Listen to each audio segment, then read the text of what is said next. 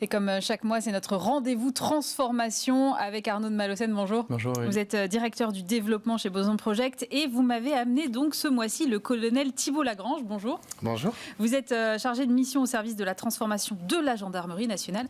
Arnaud, je suis très étonnée de votre choix. C'est pas une entreprise aujourd'hui, c'est une institution. Qu'est-ce qui se passe ? Ça fait du bien de casser les stéréotypes avant les vacances et je trouve surtout que c'est très vertueux de croiser les regards, et la gendarmerie a un truc qui est assez spécial que j'ai découvert sur sa capacité à innover et à avoir structuré une culture de l'innovation que j'ai jamais vue ailleurs dans un grand groupe. Je m'explique.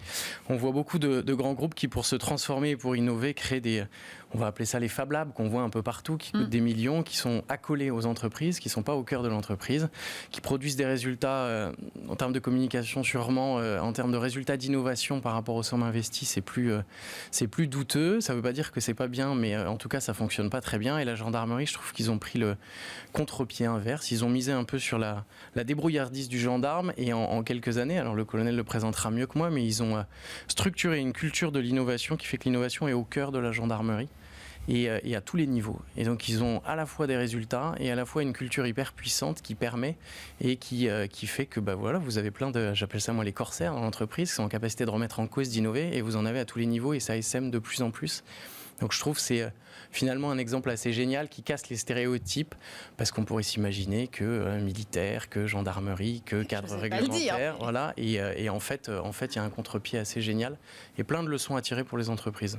Mais c'est d'autant plus intéressant que c'est un gros vaisseau, parce que je sais pas, c'est 100 000 hommes et femmes, quelque chose comme ça, et en plus éclaté sur tout le territoire pour le coup. Donc il y a toute la question de comment j'embarque l'ensemble de ce personnel-là aussi, Arnaud.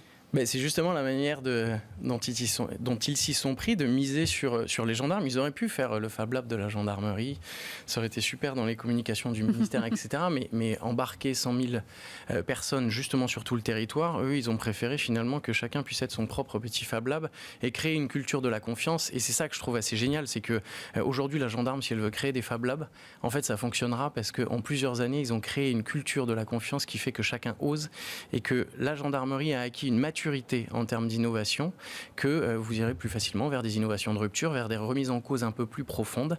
Mais ils ont choisi finalement de prendre le temps, de miser sur l'humain, parce que c'est un peu votre ADN aussi, et je trouve que le truc est assez génial. Mais donc ils ont, plutôt que de créer des structures, etc., ça a été une transformation culturelle, pas à pas, qui a pris du temps, mais qui aujourd'hui paye. Et moi je vous dis, je crois que dans aucun grand groupe, j'ai vu cette capacité d'innovation de manière aussi démultipliée. Bon, alors j'ai hâte d'aller voir de plus près ce que ça donne. Colonel, expliquez-moi, cette transformation qui passe par l'innovation, comment ça se traduit concrètement ?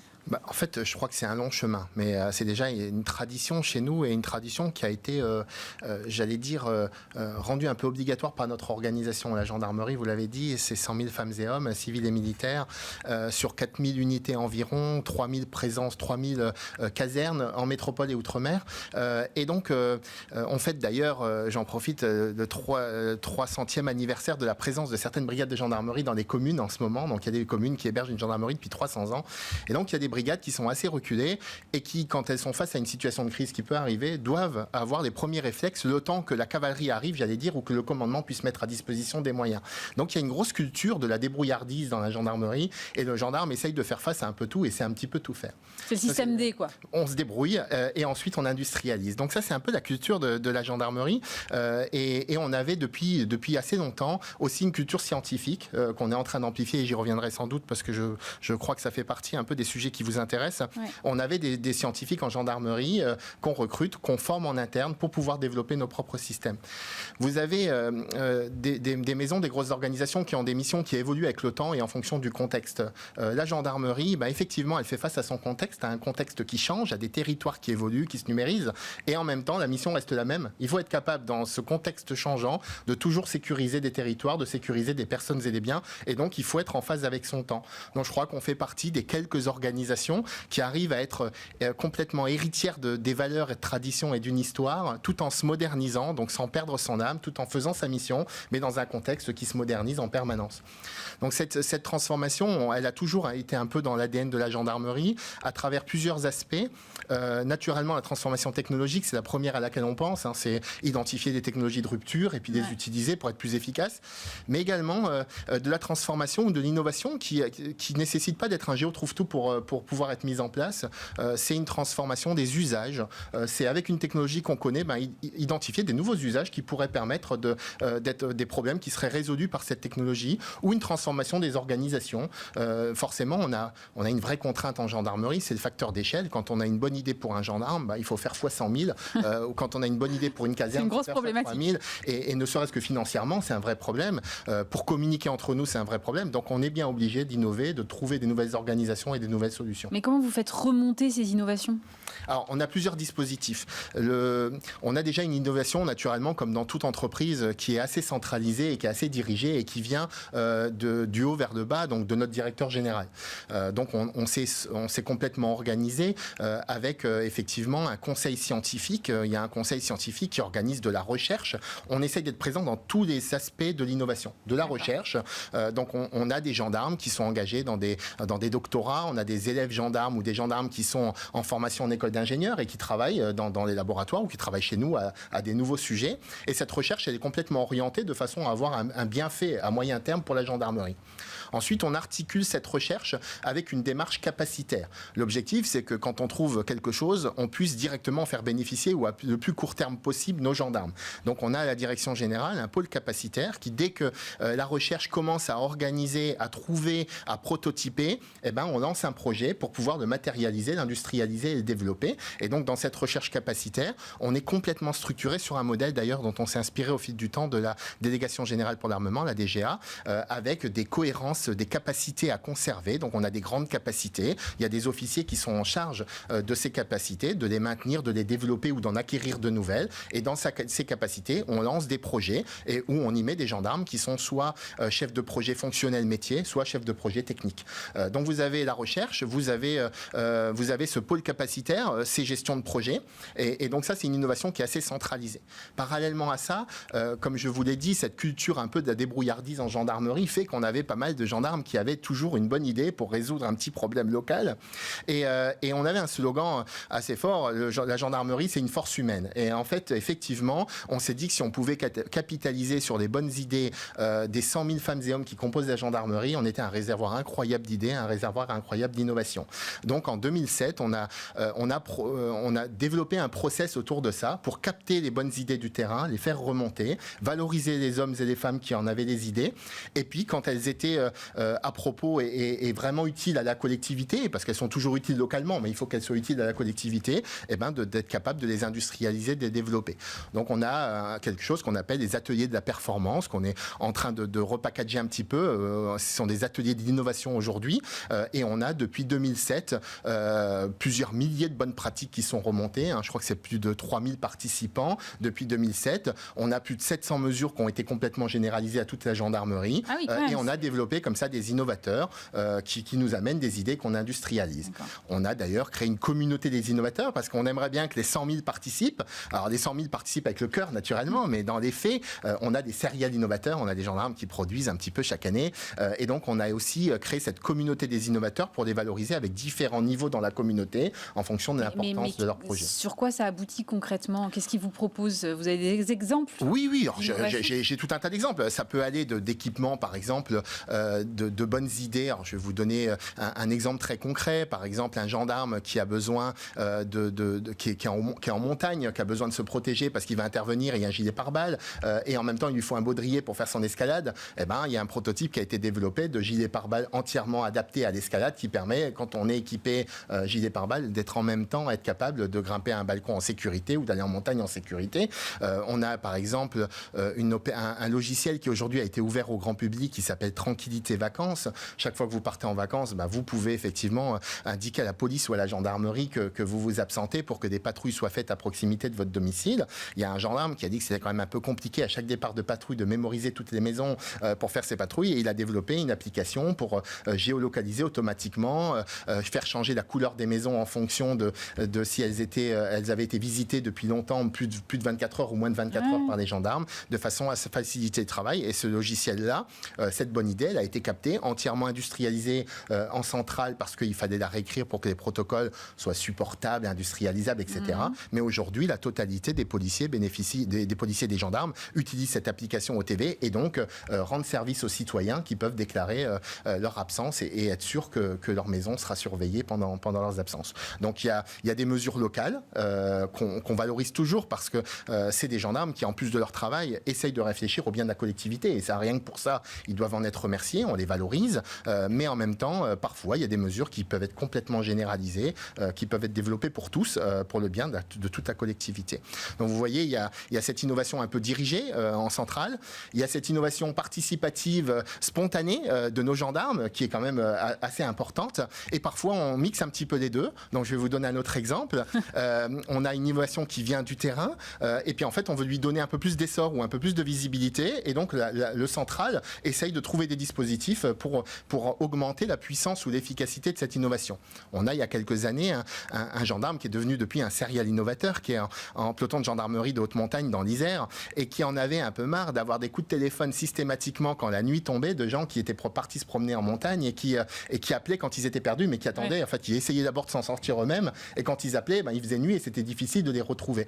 Donc il a développé une application qui permet, quand on contacte la personne, elle clique sur un lien, elle sait qu'on va la contacter puisqu'on l'a eu au téléphone, et en fait ça active son GPS, ça renvoie les coordonnées.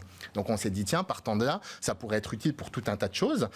On a fait un hackathon, donc on a réuni des élèves, etc. La DGGN, le directeur général s'est adressé à eux, on les a encadrés et on leur a dit, à partir de cette idée, qu'est-ce qu'on pourrait confier comme usage, comme nouveaux usages, à quoi ça pourrait bien nous servir, comme nouveaux services à créer dessus. Et puis pendant 48 heures, des élèves d'école d'ingénieurs par petits groupes, et qui étaient très heureux d'être là parce que c'était un peu nouveau pour eux. Ils avaient l'habitude de ce genre de démarche, mais pas dans une gendarmerie naturellement. Et ils ont développé en fait des nouveaux services. Et aujourd'hui, cette application, elle est utilisée par la totalité des centres opérationnels de la gendarmerie pour rechercher des enfants qui disparaissent en se promenant avec leurs parents, etc., etc. Alors Arnaud m'a soufflé qu'il y avait une hotline aussi qui existait chez vous. C'est quoi cette histoire de hotline ? L'innovation, c'est une chose, mais pour que ça fonctionne bien, il faut déjà qu'on arrive à lever tous ces petits irritants du quotidien. Il y a toujours dans une organisation comme la gendarmerie, qui est militaire, qui est sur autant de points de présence, je vous l'ai dit, 100 000 personnes, il y a toujours des petits process techniques, administratifs, des petites contraintes locales ou parfois générales qui sont toujours un peu pesantes pour le gendarme. Donc on a un directeur général en 2013 qui a décidé d'aller à la chasse à tous ces irritants, d'être capable de lever complètement ces contraintes, en créant donc une hotline pour permettre à tout gendarme de s'adresser à la direction générale en posant des questions sur les raisons pour lesquelles on lui demande de remplir tel tableau alors que la donnée elle est déjà disponible dans tel ou tel logiciel par exemple comme un autre. Et donc on a entre 700 et 1000 questions par an qui remontent. Depuis 2007 je crois c'est 7000 questions qui ont été posées à la gendarmerie. Ces questions sont anonymisées, l'objectif n'est pas naturellement de pénaliser les gendarmes qui posent la question, et on interroge le service en centrale à la DGGN, le service qui est en charge de tel ou tel sujet, et on en déduit une mesure de simplification. Est-ce qu'on doit vraiment maintenir ce process qui est irritant, ou est-ce qu'on peut l'automatiser, le simplifier, etc. Et donc régulièrement on fait des trains de ce qu'on appelle la feuille de route. Alors aujourd'hui le nom s'appelle Cap Modernisation. On fait des trains de mesures de simplification, et donc comme ça on a simplifié plusieurs centaines de petits process papier, administratifs ou techniques qui gênaient les gendarmes au quotidien. L'objectif est toujours dans l'innovation. On a vraiment deux objectifs majeurs. Le premier, c'est d'être plus près des gens. On est là pour sécuriser des territoires. Les territoires sont peuplés de personnes et d'entreprises. Donc, dans l'innovation, il faut qu'on arrive à retrouver cette proximité, à décupler cette proximité pour mieux protéger les gens, pour mieux prendre en compte les territoires. Et forcément, si on veut faire ça, faut qu'on dégage des marges de manœuvre. Pour dégager des marges de manœuvre, soit vous avez plus de gendarmes, soit vous réduisez le territoire, soit alors vous essayez de diminuer les irritants. Et donc, c'est un des objectifs, c'est diminuer tous ces irritants, retrouver des marges de manœuvre et permettre aux gendarmes de passer moins de temps dans des tâches tâches un peu chronophages et forcément plus de temps au profit de la population, au contact de la population. Vous parlez beaucoup d'innovation qui me semble quand même majoritairement technologique. Ça veut dire que votre profession, aujourd'hui, elle est en train de passer de quelque chose dont la vision que j'en ai, en tout cas, était plutôt judiciaire, à une profession plus scientifique. Alors, en fait, on ne peut pas opposer juridique et scientifique, bien évidemment. On est quand même là, on est là pour sécuriser les gens. Naturellement, les nouvelles technologies sont des leviers de performance et on doit essayer de les capter quand on peut. L'objectif, c'est toujours pareil, c'est de faire mieux, avec peut-être moins d'efforts ou moins de temps, et si possible, avec un budget qui est le plus contraint possible. Donc, les nouvelles technologies sont parfois des vrais leviers de performance. Néanmoins, le cœur de notre mission est de protéger la population et parfois, naturellement, de renvoyer devant la justice des gens qui n'ont pas respecté les règles élémentaires et imposées à tous. Et dans ce cadre-là, quand on présente une personne devant la justice, on a un cadre légal, le code de procédure pénale et le code pénal à respecter de façon très claire. Donc le côté juridique restera toujours. Donc je pense qu'il ne s'agit pas de passer d'une armée d'officiers juristes à une armée d'officiers scientifiques. En revanche, pour être efficace en protégeant les gens, il faut comprendre l'environnement dans lequel ils vivent. Et jusqu'à maintenant, on avait la plupart du temps, les infractions étaient des infractions assez classiques et parfois numériques. On faisait appel à un expert. Et le numérique était souvent d'ailleurs sur du détournement d'argent. Quand vous regardez l'évolution de la délinquance cyber aujourd'hui, tous les spectres de la délinquance apparaissent aujourd'hui à travers des outils numériques. Il faut que le gendarme qui est face au plaignant, face à la victime qui vient d'arriver devant lui, qui lui explique ce qui lui est arrivé, il faut qu'elle ait des premiers réflexes importants pour qu'en fait on puisse conserver des traces, on puisse avoir un maximum d'efficacité dans l'enquête et qu'on puisse essayer d'aider au mieux cette personne qui vient nous voir. Pour ça, il faut une connaissance complète d'un contexte qui n'arrête pas d'évoluer. Donc bien évidemment, on a décidé, et le directeur général souhaite qu'on ait une culture scientifique très importante en gendarmerie pour comprendre cet environnement et avoir la bonne réaction. Ça veut dire que ça a un impact sur vos recrutements, par exemple ? Ça a un impact sur le recrutement et sur la formation. Ouais. Ça a un impact sur également le plan stratégique d'innovation de la gendarmerie. Donc sur le recrutement, la cible, c'est de recruter plus de 50% de scientifiques en gendarmerie. Donc actuellement, on recrute énormément d'ingénieurs. On va créer le premier concours avec une épreuve d'acculturation numérique pour nos sous-officiers. Dans la formation, on a des développements de formation continue. On a un centre en interne qui forme au système d'information et de communication, qu'on est en train d'orienter vers la formation également aux outils 3D, à l'intelligence artificielle pour comprendre son environnement. On est en train de moderniser complètement la formation de nos sous-officiers. La première e-compagnie, donc la compagnie d'élèves gendarmes qui va rentrer à Chaumont au mois de septembre, aura un temps de formation numérique considérablement augmenté. C'est plus de 30% du temps de formation qui sera dédié aux outils numériques. Et on a une formation continue dans le même temps.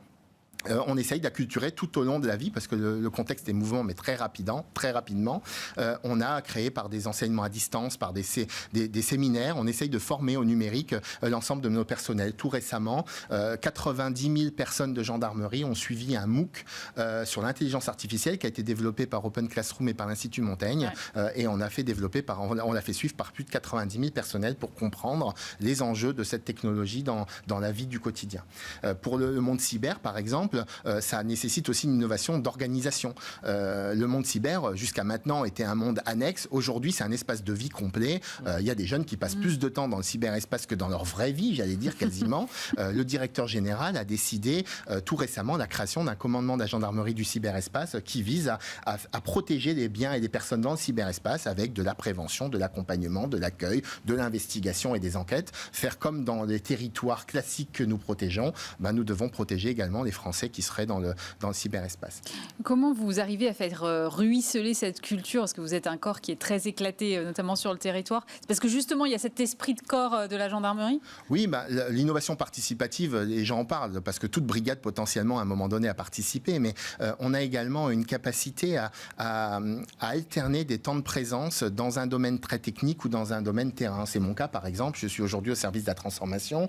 J'étais il y a un an commandant de groupement du Rhône, et donc j'étais en charge de tous les gendarmes du Rhône qui assurent leur mission de sécurité publique. Donc je suis arrivé dans un territoire où les gendarmes utilisaient des solutions que j'avais peut-être imaginées ou sur lesquelles j'avais travaillé, et j'en suis reparti avec plein d'idées pour imaginer à nouveau de nouveaux concepts, de nouvelles idées. Ensuite, on a un plan stratégique naturellement sur cette recherche et cette innovation. Je vous ai parlé d'articulation de la recherche. On a un plan stratégique de la recherche et d'innovation avec plus de 50 axes de recherche qui sont identifiés dans des grands domaines, qui sont suivis par notre conseil scientifique et notre directeur scientifique. Et on a un plan stratégique qui s'impose à tous, que le directeur général a lancé en 2020, qui s'appelle Jean 2024, qui vise à acquérir des capacités avec un cœur qui est très identifié. C'est toujours pour la population, c'est toujours par le gendarme. C'est le gendarme qui doit s'approprier des nouveaux outils pour comprendre et mieux sécuriser la population.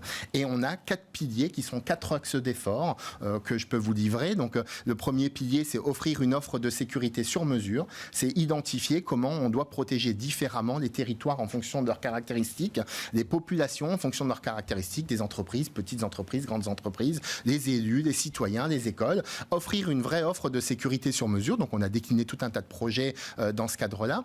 Le deuxième offre, c'est s'engager ensemble et en confiance. Donc comment être plus transparent. Alors il y a plusieurs volets. Transparent vis-à-vis de l'extérieur, c'est démontrer ce qu'on fait, être capable de rendre des comptes sur l'action de la gendarmerie. On a un projet par exemple qui vise à consulter les élus en leur demandant s'ils sont satisfaits de la présence de la gendarmerie sur les territoires. Dans le même temps, on géolocalise nos véhicules, on fait des cartes de présence de la gendarmerie et on compare au retour des élus pour savoir si on est en cible avec leurs attentes ou si on peut progresser, et on s'engage à revenir devant eux avec des progressions.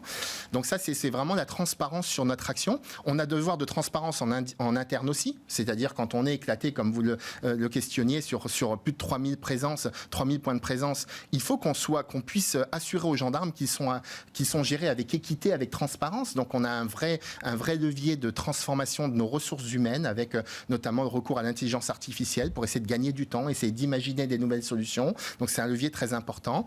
Et dans ce pilier-là, on a également une démarche assez classique de responsabilité sociétale et environnementale, puisque la gendarmerie est une force qui a des vraies valeurs et une éthique, et on estime qu'on doit l'avoir également dans les nouvelles technologies et l'innovation, et donc on réfléchit sur l'éco-responsabilité de nos casernes, de nos véhicules, de nos gendarmes, etc. Donc ça, c'est le deuxième pilier. On a un troisième pilier qu'on appelle mieux équipé, donc c'est tout ce qui imaginer le futur dès à présent, donc c'est imaginer, et je vous ai articulé la démarche avec la recherche capacitaire, imaginer les nouveaux équipements de demain, les équipements notamment numériques. On développe complètement une solution sécurisée de smartphone pour doter chaque gendarme d'un smartphone pour qu'il fasse n'importe où sur le terrain tout ce qu'il a à faire. Et enfin, un dernier pilier, et là ça vous étonnera pas puisque je rebondis sur ce que vous m'avez posé comme question juste avant, le dernier pilier, c'est libérer les solutions, alléger la contrainte, c'est justement lever ces irritants, trouver toutes les solutions, enfin plus de fluidité dans notre travail quotidien. Et ces 4 axes, ce plan-là, a entraîné la création du service de la transformation auquel j'appartiens pour piloter justement l'exécution de ce plan, et le chef du service de la transformation rencontre très régulièrement notre directeur général. C'est son plan, donc bien évidemment, il le suit finement. Donc c'est vraiment très suivi au plus haut niveau de la gendarmerie. Arnaud, est-ce que c'est transposable dans le secteur privé tout ça ? Je pense que oui, parce que dans tout ce que le colonel a décrit, on est sur un sujet de mouvement, plus qu'un sujet de processus, d'innovation de rupture, de fantasme sur l'invention qui va tout changer. Et quand on part des gens, et c'est par les gens que viendront les idées, et l'enjeu c'est déjà de créer le mouvement, et une fois que le mouvement est créé, en fait les choses remontent petit à petit. Donc une fois que j'ai dit ça, je trouve qu'il y a 3 leviers pour moi pour que ça fonctionne dans le privé, mais en tout cas sur ce sur quoi repose tout ça au niveau de la gendarmerie. Le premier, c'est le lien. On n'a pas une entité qui est accolée à la gendarmerie, on a l'innovation qui part du cœur de la gendarmerie. Et ça, c'est hyper important parce que c'est ce qui fait que finalement, toute innovation est acceptée par la gendarmerie, parce qu'elle est inventée par un gendarme. Donc c'est hyper précieux, quel que soit son profil, qu'il soit data scientist ou gendarme de métier, etc. etc. Donc c'est plus facile à faire passer le changement quand c'est exactement ça. Et pourquoi ? Parce qu'en fait, c'est connecté à la culture de la gendarmerie, c'est connecté à sa temporalité, c'est connecté à sa capacité à prendre des risques à un instant T. Une transformation, ça peut pas s'imposer. C'est-à-dire que si vous allez trop vite, trop fort, en fait, c'est simple, l'organisation, elle rejette, c'est terminé. Donc il y a un enjeu de temporalité pour bien être connecté à la culture de la gendarmerie, rester là-dedans, c'est pareil pour une entreprise. Et il y a un truc qui est super intéressant avec les gendarmes, c'est que vous pouvez être colonel, piloter un projet de transformation, 2 ans ou 1 an après, vous êtes patron d'une brigade dans un département. Donc le terrain, vous connaissez. Ça, il n'y a pas dans les entreprises. Non. Donc vous avez un va-et-vient entre des fonctions centrales et le terrain, qui est un truc qui est hyper précieux, qui pourrait se développer, ça peut être une idée. Deuxième sujet, c'est la politique du petit pas. On mise d'abord sur l'innovation incrémentale. Et peut-être qu'en fait, derrière, on crée pour moi une culture qui permettra l'innovation de rupture. Mais si on n'a pas cette première brique de culture, l'innovation de rupture, on peut l'attendre, c'est super, les océans bleus, etc. Mais c'est quand même assez rare le résultat. Et puis derrière, le volet transformation, l'innovation, c'est pas un sujet en soi qui est isolé. Derrière, il y a une transformation managériale, il y a un embarquement des officiers, il y a un certain nombre de transformations culturelles qui doivent être menées pour favoriser ce terreau-là. Et c'est quoi, 2007 ? Enfin, ça fait un peu plus de 10 ans. Et je pense que la gendarmerie a plus de résultats que certains grands groupes sur des dispositifs qui ont été lancés pareil. Je n'oppose pas les deux, mais c'est puissant. Est-ce qu'on peut faire un parallèle avec l'intrapreneuriat, par exemple, même si souvent l'intrapreneuriat n'est pas au service de la maison mère?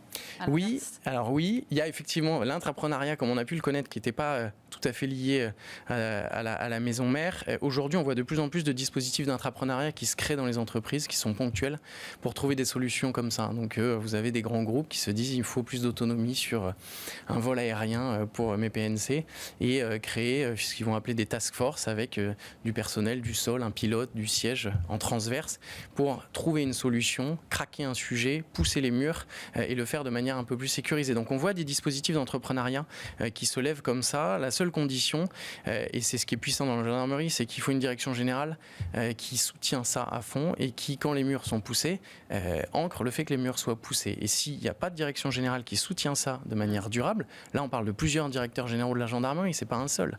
C'est sur le temps long. Avec ça, ça fonctionne. Donc oui, on peut rapprocher ça avec l'intrapreneuriat. Et je pense même que ça peut être une clé pour les boîtes de créer ces petites cellules petit à petit, à défaut de pouvoir arriver à mettre en mouvement tout leur corps social. Merci beaucoup Arnaud de Malocène, directeur du développement de Boson Project, et colonel Thibault Lagrange, chargé de mission au service de la transformation de la gendarmerie nationale. Merci d'avoir été avec nous.